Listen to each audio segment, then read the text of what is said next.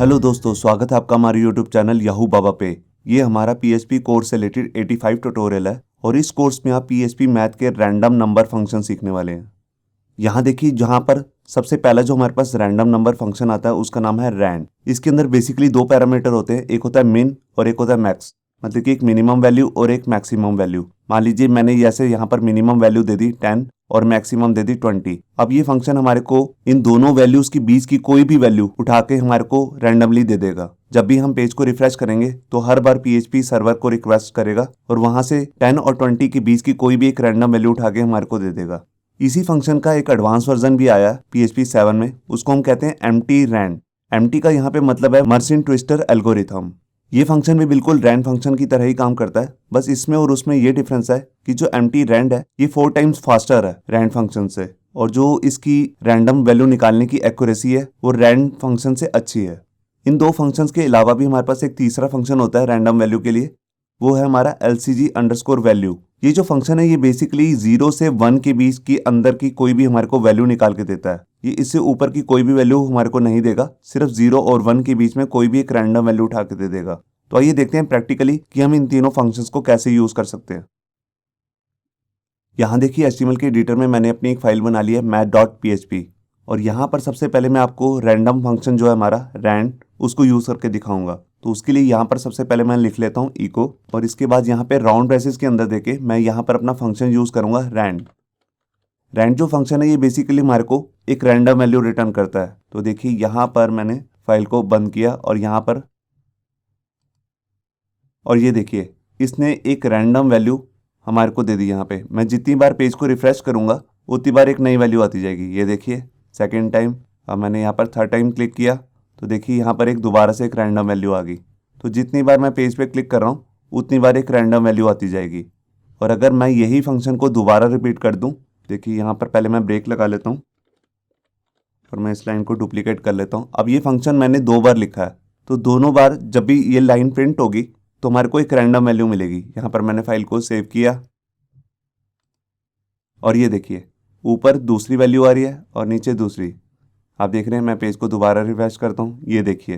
तो यहाँ पर अभी मैंने कोई पैरामीटर यूज़ नहीं किए थे। अब मैं इसके नीचे यही फंक्शन को डुप्लीकेट करके लिखता हूँ और इसके अंदर यहाँ पर मिन और मैक्स दोनों वैल्यूज़ ले लेता हूँ। देखिए यहाँ पर जैसे मैंने पहले दे दी 0, फिर इसके बाद मैक्सिमम वैल्यू दे दी 10। अब इसका क्या मतलब है, 0 से 10 के बीच में ये हर बार मेरे को एक रैंडम वैल्यू देगा।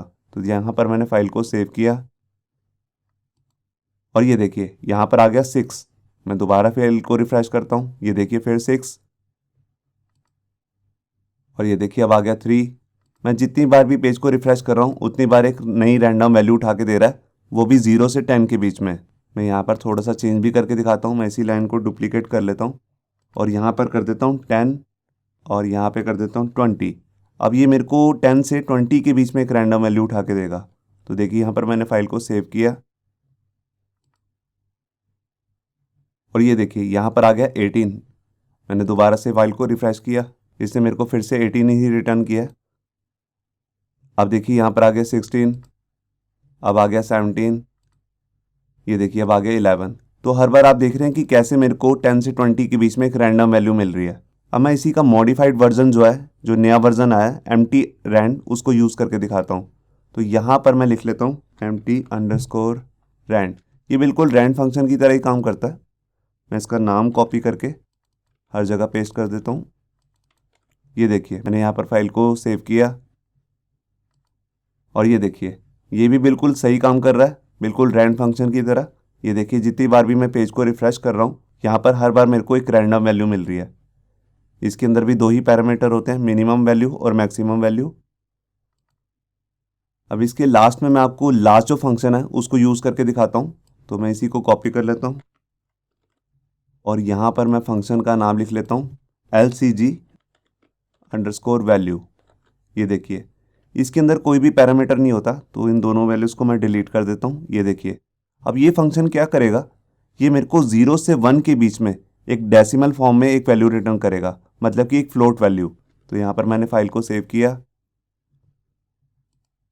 और ये देखिए यहाँ पर 0.83 आ गया। मैं दोबारा से फाइल को रिफ्रेश करता हूँ, ये देखिए अब आ गया 0.29, 0.85, ये देखिए 0.46। तो आप देख रहे हैं 0 से 1 के बीच में कोई भी एक फ्लोट वैल्यू हमारे को हमेशा रिटर्न कर रहा है। तो ये थे बेसिकली हमारे पास PHP के अंदर मैथ से रिलेटेड 3 रैंडम वैल्यू निकालने के लिए फंक्शंस, रैंड, एम्प्टी रैंड और LCG वैल्यू। होप सो आपको ये हमारा वीडियो ट्यूटोरियल अच्छा लगा होगा। अगर अच्छा लगा है तो वीडियो को प्लीज़ लाइक करना मत भूलिए। अगर आप ऐसे ही रेगुलर अपडेट चाहते हैं तो हमारे चैनल याहू बाबा को सब्सक्राइब करना मत भूलिए। Thank you.